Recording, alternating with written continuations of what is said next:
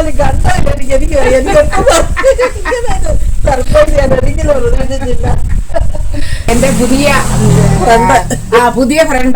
പുതിയ ഫ്രണ്ടിന്റെ ചിരി കണ്ടാൽ നിങ്ങൾക്ക് അറിയാം. യാദൃശ്ചികമായിട്ട് ഈ വഴി പോയപ്പം ഇവിടെ അരി ചോദിച്ചു വന്നത്, നമുക്ക് നല്ല കുത്തരി നമ്മൾ കൊടുക്കുന്നുണ്ട്.